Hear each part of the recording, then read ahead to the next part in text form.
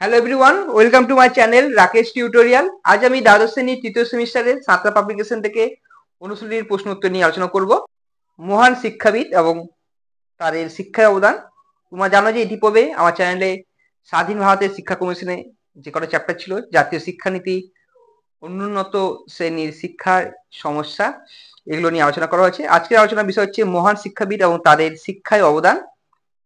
Part 1 নিয়ে আলোচনা করব, আর পার্ট 2 খুব তাড়াতাড়ি করে আমি আলোচনা করব। 150 খানা টোটাল কোশ্চেন আছে এর মধ্যে, তারও বেশিও কোশ্চেন আছে, কিন্তু আজকে আলোচনা করব 150টি কোশ্চেন। ভিডিওটি প্রথম থেকে শেষ পর্যন্ত দেখো, যাদের শিক্ষা বিজ্ঞান বিষয়টি রয়েছে। আর যাদের বইটি নেই তারা অতি অবশ্যই স্ক্রিনশট নিয়ে নিতে পারো, অথবা দাগ নিয়ে নিতে পারো, অথবা খাতায় লিখতে পারো। যদি ভালো লেগে থাকে তাহলে অতি অবশ্যই লাইক করো, কমেন্ট করে জানাবে, বন্ধুদের মধ্যে শেয়ার করবে। আর যদি কোনো অসুবিধা হয় কমেন্ট করো। চ্যানেলে যদি নতুন হও তাহলে অতি অবশ্যই সাবস্ক্রাইব করবে, আর যারা আগে থেকে সাবস্ক্রাইব করে গেছো তাদেরকে অসংখ্য ধন্যবাদ। তাহলে চলো শুরু করা যাক আজকের আলোচনা। পেজ নম্বর 88, ফার্স্ট কোশ্চেন দেখো। মাতৃভাষাকে মাতৃদুগ্ধের সঙ্গে তুলনা করেছিলেন, এটা 2016 সালে এসেছিল ক্লাস 11-এ। অ্যান্সার হবে রবীন্দ্রনাথ ঠাকুর। সৌন্দর্যের সন্ন্যাসী বলা হয় রবীন্দ্রনাথকে। গুরুর অন্তরে ছেলে মানুষটি যদি একবার শুকিয়ে কাঠ হয়ে যায় তাহলে তিনি ছেলেদের ভার নেবার অযোগ্য হন। উক্তিটি বলেছেন বিদ্যাসাগর। যদি তুমি ভগবানকে জানতে চাও তবে বিবেকানন্দকে জানো, উক্তিটি রবীন্দ্রনাথ ঠাকুরের। শান্তিনিকেতন প্রতিষ্ঠা করেছিলেন রবীন্দ্রনাথ ঠাকুর। নেক্সট কোশ্চেন দেখো। আশ্রম বিদ্যালয় প্রতিষ্ঠা করেছিলেন রবীন্দ্রনাথ। রবীন্দ্রনাথের মতে সৃষ্টির মূল কথা হলো সৌন্দর্য। শান্তিনিকেতনে ব্রহ্মচর্যাশ্রম প্রতিষ্ঠা করেন রবীন্দ্রনাথ ঠাকুর। রবীন্দ্রনাথের শিক্ষা পদ্ধতি হলো সবকটি, এখানে এ বি সি তিনটি হবে। পরে কোশ্চেন দেখো। দার্শনিক রূপে রবীন্দ্রনাথ ছিলেন সবকটি, অর্থাৎ এখানে ভাববাদী, প্রকৃতিবাদী, প্রয়োগবাদী। রবীন্দ্রনাথ ব্রহ্মচর্যাশ্রম স্থাপন করেন উপনিষদের আদর্শে। বোলপুরে ব্রহ্মচর্য আশ্রম প্রতিষ্ঠিত হয় 1308 বঙ্গাব্দে।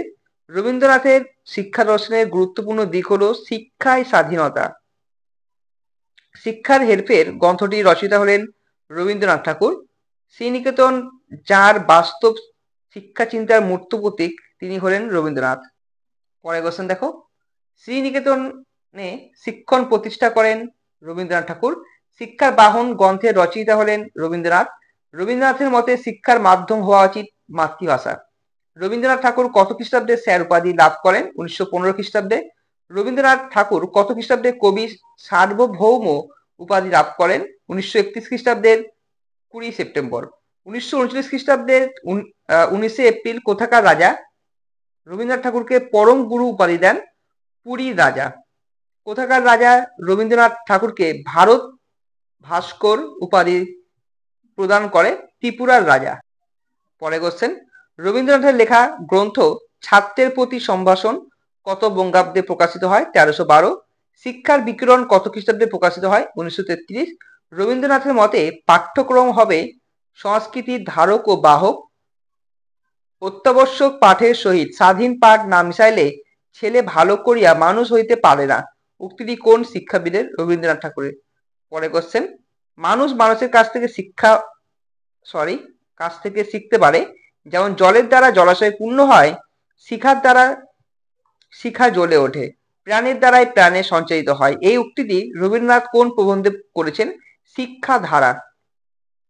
গুরুর অন্তরে ছেলে মানুষটা যদি একেবারে শুকিয়ে কাঠ হয়ে, একটু আগে এখানে বলা হলো, আর এটা উক্তিটি হচ্ছে রবীন্দ্রনাথ ঠাকুরের। কোন গ্রন্থে করেছেন এটা? আশ্রম রূপ ও বিকাশ। ঈশ্বরের জন্য আবেগপূর্ণ আকুলতা তথা ঈশ্বরকে উপলব্ধি করার আনন্দ, উক্তিটি কোন শিক্ষাবিদের? রবীন্দ্রনাথ ঠাকুরের। পরে কোশ্চেন।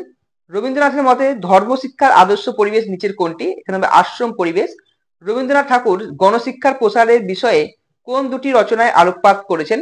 শিক্ষার বিকিরণ ও শিক্ষার বাহন। রবীন্দ্রনাথ গণশিক্ষার প্রসারের জন্য নিচের কোন বিষয়টির উপর গুরুত্ব দিয়েছেন? সবকটি, অর্থাৎ যাত্রা, লোকনৃত্য, লোকসঙ্গীত। Only man can teach another man, এটি কে বলেছেন? রবীন্দ্রনাথ ঠাকুর। রবীন্দ্রনাথের শিক্ষা চিন্তার সর্বশ্রেষ্ঠ অবদান কি? সর্বশ্রেষ্ঠ অবদান হচ্ছে বিশ্ব ভারতী বিদ্যালয় বা বিশ্ববিদ্যালয় প্রতিষ্ঠা।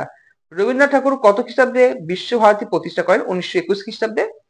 পরে কোশ্চেন দেখো কি রয়েছে। বিজ্ঞানের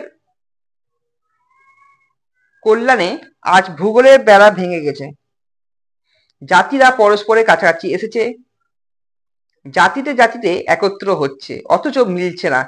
এর এই বিষম বেদনায় আজ সমস্ত পৃথিবী ব্যাহত। এই উক্তিটি রবীন্দ্রনাথ কোন প্রবন্ধে বলেছেন? শিক্ষার মিলন। পাঠ ভবনে কোন ধরনের শিক্ষাদান করা হয়? মাধ্যমিক শিক্ষা।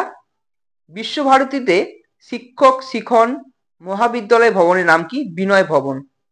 পরে কোশ্চেন, বিশ্বভারতীতে স্নাতক ও স্নাতকোত্তর মহাবিদ্যালয় ভবনের নাম কি?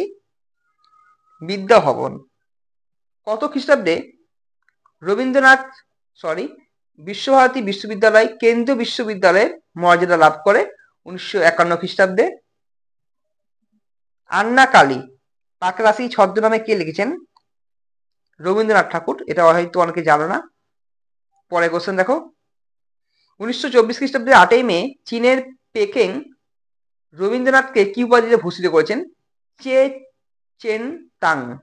রবীন্দ্রনাথ কি কারণে নাইট উপাধি ত্যাগ করেন? জালিয়ানওয়ালাবাগের হত্যাকাণ্ডের প্রতিবাদে। পরে কোশ্চেন, শিক্ষার বাহন প্রবন্ধ কত বঙ্গাব্দে প্রকাশিত হয়? 1322। শিক্ষা ভবনে কোন ধরনের শিক্ষা প্রদান করা হয়? উচ্চ মাধ্যমিক শিক্ষা। এরপর আমরা স্বামী বিবেকানন্দ সম্পর্কে আলোচনা করব। আমি একজন ভারতীয়, প্রতিটি ভারতীয় আমার ভাই, এই উক্তিটি করেন বিবেকানন্দ। যদি তুমি ঈশ্বরকে পেতে চাও তবে মানুষের সেবা করো। এই উক্তিটি কার? বিবেকানন্দের। রামকৃষ্ণ মিশন প্রতিষ্ঠা করেছিলেন বিবেকানন্দ। বিবেকানন্দের মতে শিক্ষার প্রধান লক্ষ্য হলো প্রকৃত মানুষ তৈরি। বিবেকানন্দ মেয়েদের শিক্ষার জন্য বেলুড়ে যে মঠের পরিকল্পনা করেন তার বর্তমান নাম হলো সারদা মঠ। পরে question, education is man making বলেছেন বিবেকানন্দ। বিবেকানন্দের মতে একজন শিক্ষকের থাকবে বাক্যে ও কর্মে পবিত্রতা। বিবেকানন্দ ছিলেন একজন আদর্শবাদী প্রবক্তা। বিবেকানন্দের মতে শিক্ষার লক্ষ্য হলো অন্তর্নিহিত সত্তার পরিপূর্ণ বিকাশ। ওঠো জাগো এবং লক্ষ্যে পৌঁছানো না পর্যন্ত থেমো না, এই কথা বলেন বিবেকানন্দ। যদি তুমি ঈশ্বরকে খুঁজে পেতে চাও মানুষের সেবা করো। এই উক্তিটি করেছেন বিবেকানন্দ। হে ভারত, ভুলিও না তোমার নারী জাতির আদর্শ সীতা, সাবিত্রী, দয়ামন্তী। এই কথা বলেছেন কে? বিবেকানন্দ। জাতি গঠনের জন্য সর্বাগ্রে প্রয়োজন শিক্ষিকা সুমাতার। এই উক্তিটি কে বলেছেন? বিবেকানন্দ। পরে কোশ্চেন, ভগবান হলো সত্য এবং সত্যই ভগবান, এই কথা বলেছেন বিবেকানন্দ। এখানে যা যা উক্তি রয়েছে দেখো, এখানে সবকটা বিবেকানন্দই বলেছেন। এরপর দেখো নেক্সট কোশ্চেন, এই যে নিচের কোনটি বিবেকানন্দ রচনা বলে? এখানে ইউরোপ ভ্রমণ। এরপর এটা সব বিবেকানন্দ বলেছেন। বিবেকানন্দের মতে শিক্ষার আপাত লক্ষ্য নিচের কোনটি? দৈহিক বিকাশ। পরে কোশ্চেন, জনসাধারণের জীবনের উপযোগী শিক্ষা দিতে হবে যাতে তারা আত্মনির্ভর, কর্মক্ষম, স্বাধীন ও যুক্তিশীল হয়ে ওঠে। এই উক্তিটি বিবেকানন্দ কোন ক্ষেত্রে বলেছেন? পাঠ্যক্রম রচনা ক্ষেত্রে বলেছেন। বিবেকানন্দ শিক্ষার কোন পদ্ধতি কথা বলেছেন? সবকটি। এখানে তিনটি হবে। শিক্ষার পদ্ধতি হিসেবে প্রাণায়াম ও ধ্যানের কথা বলেছেন কে? বিবেকানন্দ। এরপর দেখো, মাই আইডিয়া অফ এডুকেশন ইজ গুরু গৃহবাস, এটি কে বলেছেন? বিবেকানন্দ। কোন শিক্ষাবিদ ত্রিভাষা সূত্রের উপর গুরুত্ব দিয়েছেন? বিবেকানন্দ। পরে দেখো এটা সবকটা বিবেকানন্দ এখানে বলেছেন। এরপরে নেক্সট কোশ্চেন দেখো যে কি কি লেখা আছে, একটু অন্য ধরনের কোশ্চেন রয়েছে।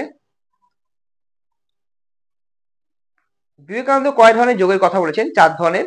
কোন ধরনের যোগের কথা বলেছেন? সবকটি। এখানে তিনটি হবে, কর্মযোগ, ভক্তিযোগ ও জ্ঞান যোগ, রাজযোগ। বিবেকানন্দের জীবন দর্শনের ভিত্তি কি ছিল? বেদান্ত দর্শন। পরেরটা দেখো বিবেকানন্দের উক্তি। এবার দেখো 82 নম্বর এগুলো হয়ে গেল। এরপরে মহাত্মা গান্ধী চলে আসছি।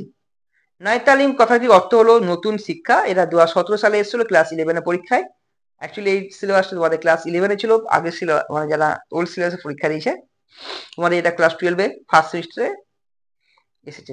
যাই হোক, গান্ধীজির শিক্ষা পরিকল্পনা প্রকাশিত হয়েছিল হরিজন পত্রিকায়। ট্রু এডুকেশন পুস্তিকার লেখক কে ছিলেন? Gandhiji. The end of knowledge must be the building of character উক্তি করেছেন Gandhiji. Towards new education পুস্তিকাটির লেখক হলেন গান্ধীজি। গান্ধীজির মধ্যে সব ধরনের অর্থনৈতিক বৈষম্য দূর করে যে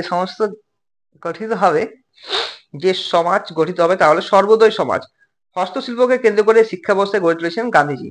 পরে দেখো এগুলো সব গান্ধী সংক্রান্ত রয়েছে, 96, 98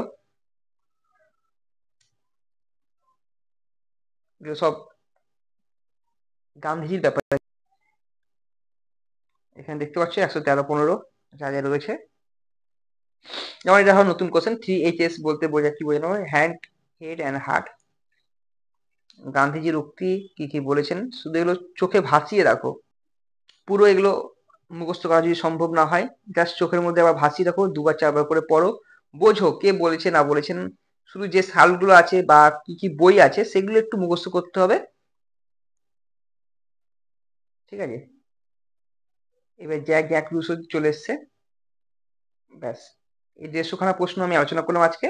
এর পরের দিন আমি পরে যে কোশ্চেনগুলো রয়েছে সেই কোশ্চেন নিয়ে আলোচনা করবো। তাহলে এই ছিল আমাদের আলোচনা, দেখা হচ্ছে নেক্সট ভিডিওয় নতুন কিছু টপিক নিয়ে। আর তোমার যদি কোনো অসুবিধা হয় তাহলে অতি অবশ্যই কমেন্ট করে জানাবে। আর যদি কোনো সাবজেক্টের বা কোনো টপিকের যদি অসুবিধা হয় বা কোনো বই থেকে যদি অনুষ্ঠিত কিছু করতে হয় তাহলে কিন্তু অতি অবশ্যই কমেন্ট করে জানাও, বন্ধুদের মধ্যে শেয়ার করবে। আর সবাই ভালো থেকো, সুস্থ থেকো, ভালো করে পড়াশোনা করো।